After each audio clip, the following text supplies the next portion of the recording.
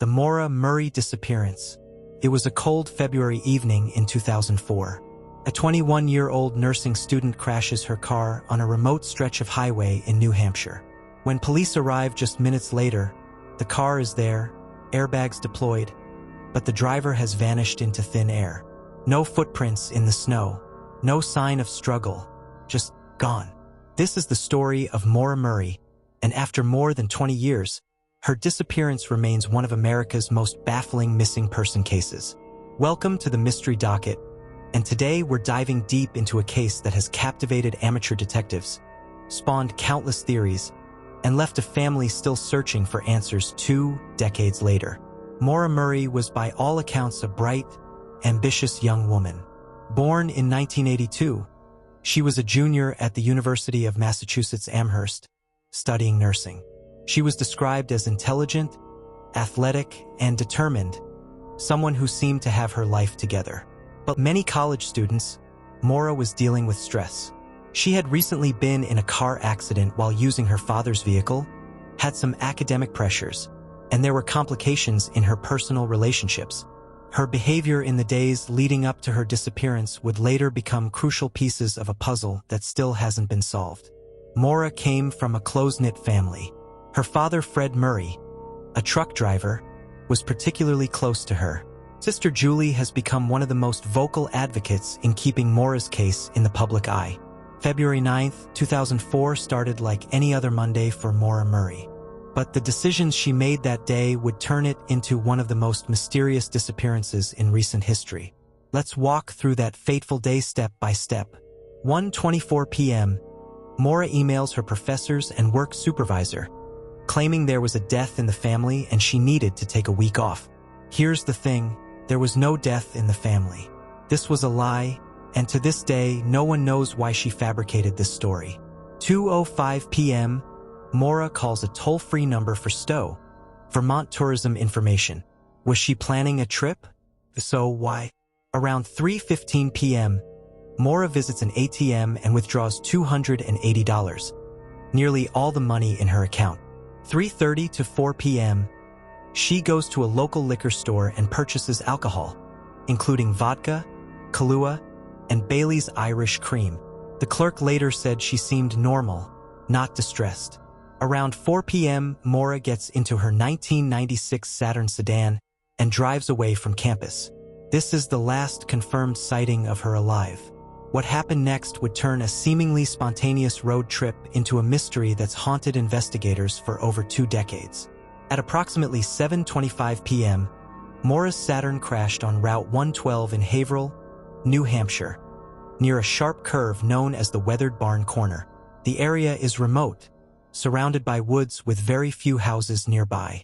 Here's what we know about the crash scene. A local resident named Butch Atwood, a school bus driver, was returning home when he saw the crashed Saturn.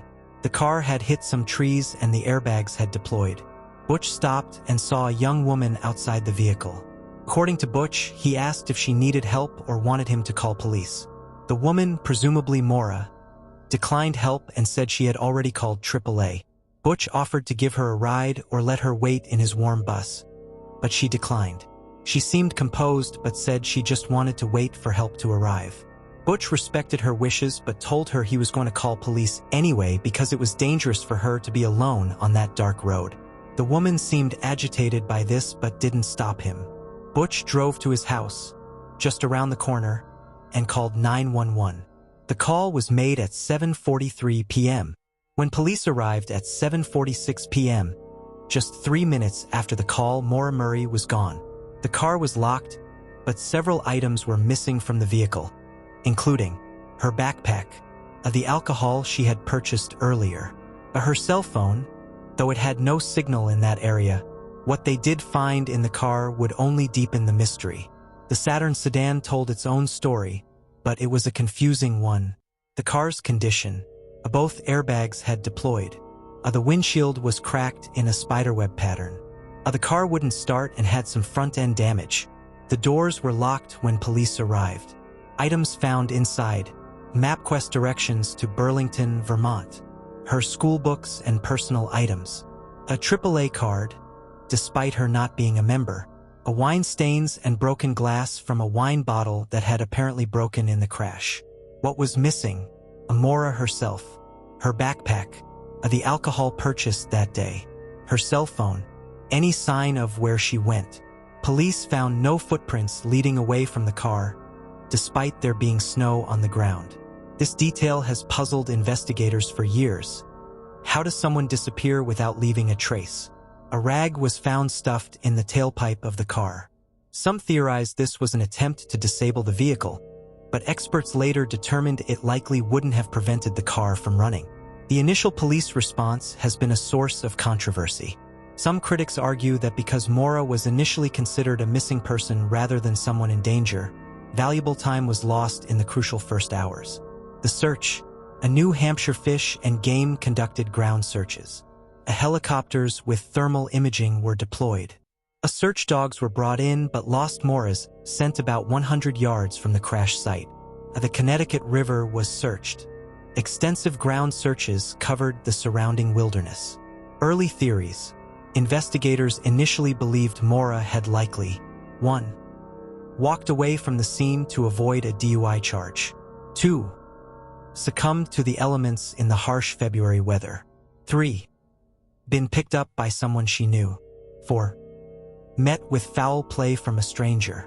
But as days turned to weeks, and weeks to months, it became clear this case was far more complex than anyone initially imagined.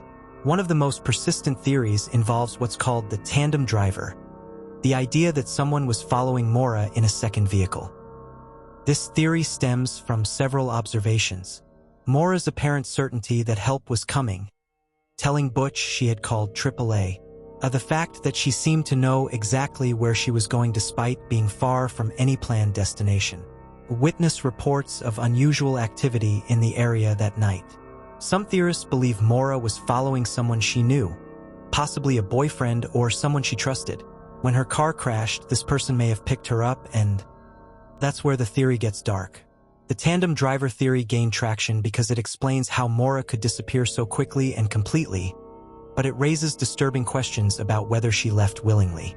To understand what happened to Maura Murray, we need to examine her state of mind in the days leading up to her disappearance. Recent stressors. As she had recently crashed her father's car during Thanksgiving break, there were issues with her track team at UMass. As she was reportedly having relationship problems, academic pressures as a junior nursing student. Some reports suggest she may have been struggling with an eating disorder. The weekend before her disappearance, Maura was working her security job at UMass when she received a phone call that left her extremely upset. Her supervisor found her crying and had to walk her back to her dorm. To this day, no one knows who called or what was said during that conversation.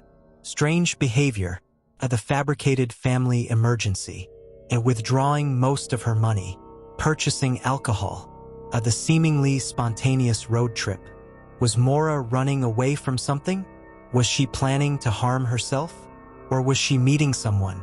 These questions have fueled decades of speculation. Over the years, several theories have emerged about what happened to Maura Murray. Theory 1. Death by exposure. This is the theory favored by many in law enforcement.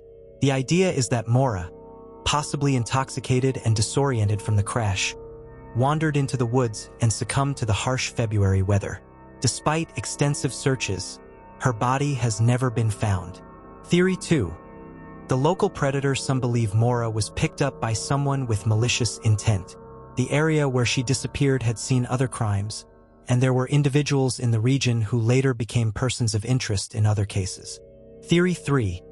Voluntary disappearance. This theory suggests Maura planned her disappearance and successfully started a new life elsewhere. Proponents point to her withdrawal of money, the fabricated family emergency, and her seemingly deliberate actions that day. Theory 4. The boyfriend connection. Maura's relationship status was complicated. Some theories focus on her boyfriend Bill Roche, who was stationed in Oklahoma with the Army. Others point to a possible local connection or someone she may have been meeting. Persons of interest. While no one has been officially named as a suspect, several individuals have drawn scrutiny over the years, including local residents and people connected to other crimes in the area. The family's fight, 1430 to 1530. Fred Murray, Maura's father, became a relentless advocate for his daughter's case until his death in 2021.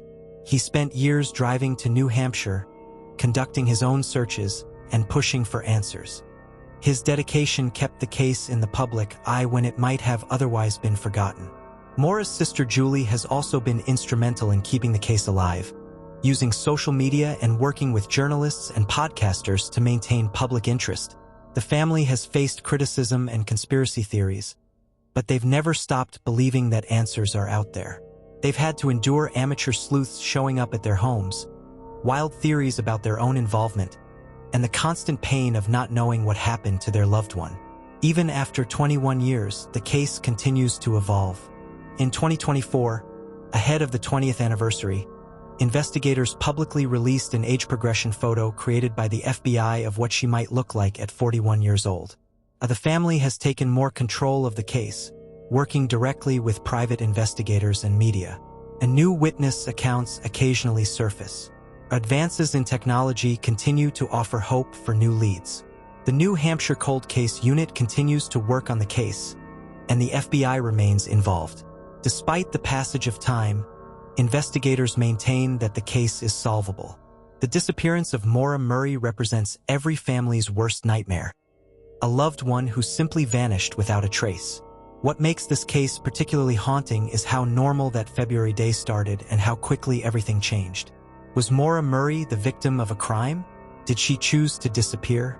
Did she succumb to the elements in those dark New Hampshire woods?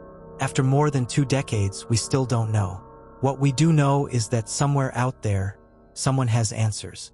Whether it's a witness who hasn't come forward, someone who knows more than they've shared, or physical evidence waiting to be discovered, the truth about what happened to Maura Murray is still out there. Her family continues to hope, investigators continue to pursue leads, and the public continues to search for answers. Because until Maura Murray is found, her story isn't over. If you have any information about the disappearance of Maura Murray, please contact the New Hampshire State Police at 603 MCU Tips or the FBI. What do you think happened to Maura Murray? Let me know in the comments below, and don't forget to subscribe for more true crime content. Thanks for watching, and I'll see you in the next video. Disclaimer: this video is for educational and informational purposes. All information presented is based on publicly available sources and official reports. We encourage viewers to be respectful when discussing this case, as it involves real people and a family still searching for answers.